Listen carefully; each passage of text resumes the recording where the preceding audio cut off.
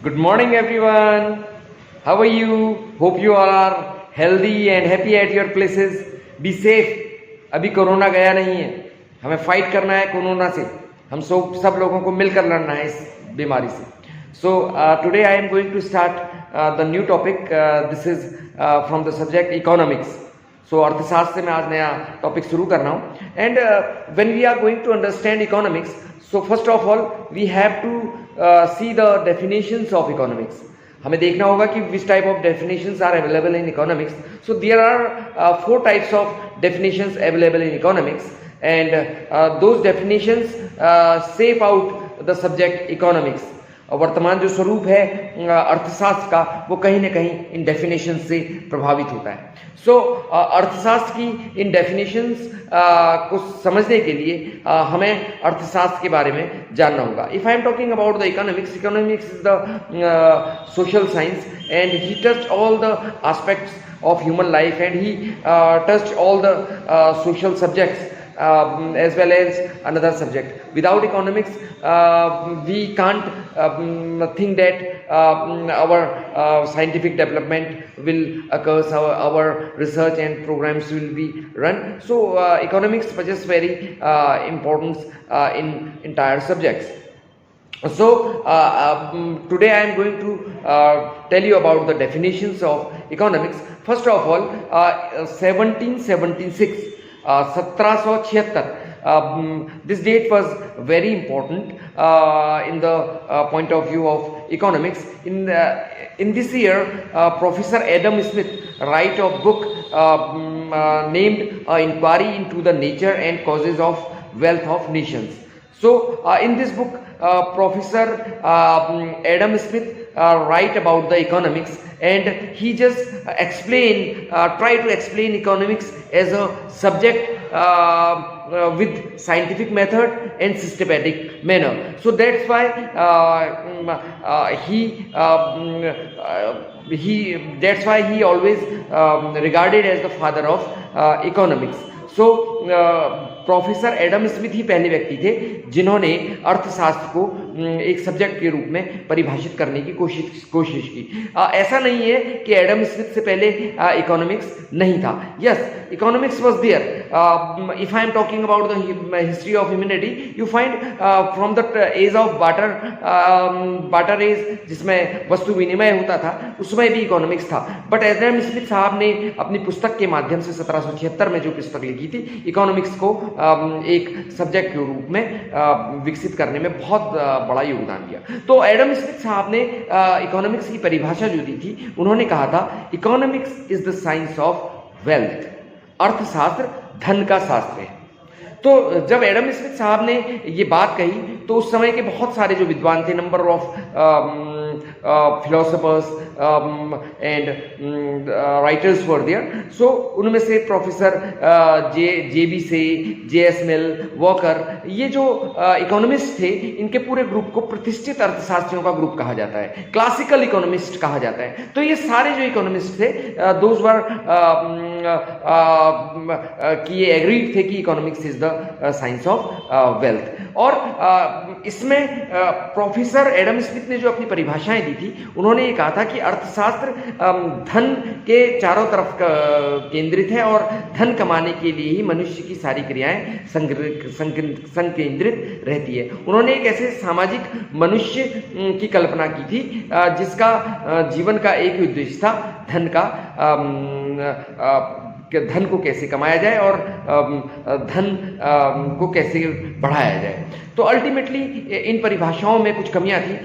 इसमें भौतिक साधनों की बात कही गई थी, मेटेरियलिस्टिक अप्रोच की बात कही थी, लेकिन इसमें सर्विस सेक्टर की बात नहीं कही गई थी, जिसे सेवा का जो सेक्टर कहते हैं, सर्विस सेक्टर. अगर आज हम मोबाइल की सेवा ले रहे हैं तो मोबाइल सेवा प्रदान करने वाला सर्विस प्रोवाइडर है. तो इसी तरीके से बहुत सारे इंफ्रास्ट्रक्चरल प्रोजेक्ट्स हैं या हमारे विद्युत के प्रोजेक्ट्स हैं. तो ये these are the example of infrastructural service sector projects. Mobile की जो सेवाएं प्रदान की जाती हैं, ये भी सर्विस सेक्टर का एक नमूना है। अगर आप वकील की राय लेते हैं, डॉक्टर की राय लेते हैं, तो ये भी एक सर्विस सेक्टर का एक नमूना है। तो धन संबंधी परिभाषाओं में धन की बात तो कही गई, लेकिन सर्विस सेक्टर को इग्नोर किया गया और केवल सामाजिक मनुष्य की बात की गई। तो इससे क्या हुआ कि अल्टीमेटली ये जो परिभाषाएं थी, इनका क्षेत्र सीमित हो गया और धीरे धीरे इन परिभाषाओं का विरोध होने लगा। और कार्लाइल और रस्किन जैसे विद्वानों ने तो ये भी कहा कि ये तो ब्रेड एंड बटर का साइंस है और this is the science of demon, ये शैतान का साइंस है, ये तक बातें कही जाने लगी। तो अर्थशास्त्र की बहुत सारी आलोचनाएं होने लगी। तभी एक नया डेवलपमेंट अर्थशास्त्र की फील्ड में हुआ, प्रोफेसर मार्शल। प्रोफेसर मार्शल पहले इकोनॉमिस्ट थे जिन्होंने अर्थशास्त्र के साथ कल्याण शब्द को जोड़ा।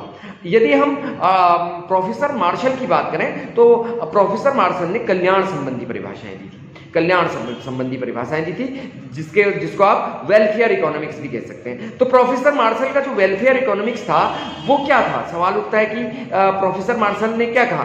प्रोफेसर मार्शल ने कहा कि अर्थशास्त्र एक वेलफेयर का इकोनॉमिक्स है। अर्थशास्त्र की जो सारी क्रियाएं हैं वो मानव कल्याण के लिए संकेंद्रित हैं। It means economics is the science of human welfare. जितनी भी एक्टिविटीज हो रही हैं उससे मानव का जो वेलफेयर है, कल्याण है, उसके लिए ये इकोनॉमिक एक्टिविटीज हो रही हैं। तो इन परिभाषाओं की भी धीरे धीरे आलोचना होने लगी, क्योंकि यदि हम अर्थशास्त्र को गौर से देखें तो अर्थशास्त्र का एक ध्येय जरूर मानव कल्याण हो सकता है, लेकिन पूरी अगर हम आर्थिक गतिविधियों को देखें जिसमें खनन से लेके पर्यावरण तक के भी मुद्दे उठाए जा सकते हैं, तो कई बार मानव कल्याण का जो कॉन्सेप्ट है इससे हर्ट होता है। तो मानव कल्याण तो वास्तव में बहुत आवश्यक तत्व है, किंतु यदि हम मानव कल्याण के लिए इकोनॉमिक्स कहेंगे तो इकोनॉमिक्स का क्षेत्र कम हो जाएगा। और अल्टीमेटली इन्होंने भी सेवा सेक्टर को इकोनॉमिक्स में शामिल नहीं किया गया था, तो इसलिए भी इनका अर्थशास्त्र का क्षेत्र सीमित हो गया था। और यदि हम देखें हमारे समाज में विभिन्न प्रकार की जो आर्थिक प्रक्रियाएं हैं वो चलती हैं। यदि हम एक एग्जाम्पल लें, लीकर का अगर हम एग्जाम्पल लें, तो लीकर का कंजम्पशन किसी भी तरीके से कल्याणकारी नहीं हो सकता है। बट वेलफेयर इकोनॉमिक्स ये कहता है कि इकोनॉमिक्स केवल कल्याण के लिए ही कार्य करती है। तो इन परिभाषाओं की भी आलोचना होने लगी और धीरे धीरे नई परिभाषाएं आने लगी। तो इसी कड़ी में प्रोफेसर रॉबिन्सन ने एक परिभाषा दी। वो परिभाषा एक स्वीकार्य परिभाषा मानी गई इकोनॉमिक्स की। इस परिभाषा में प्रोफेसर रॉबिन्सन ने कहा कि साहब जो इकोनॉमिक्स है वो अल्टीमेटली क्या है, साधनों के बीच चयन करने का एक साइंस है, क्योंकि जो साधन है वो स्केर्स हैं।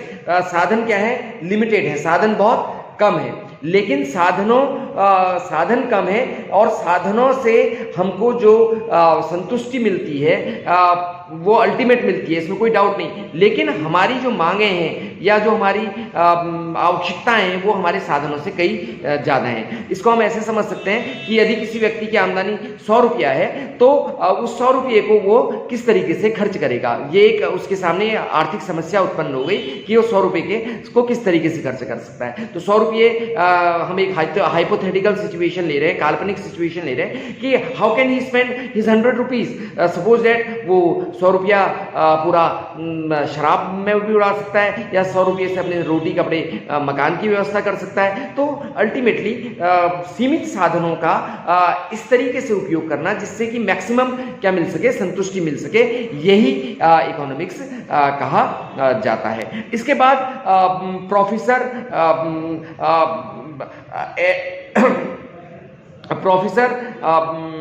रॉबिन्सन की जो परिभाषाएं हैं वो वास्तव में इकोनॉमिक्स में स्थापित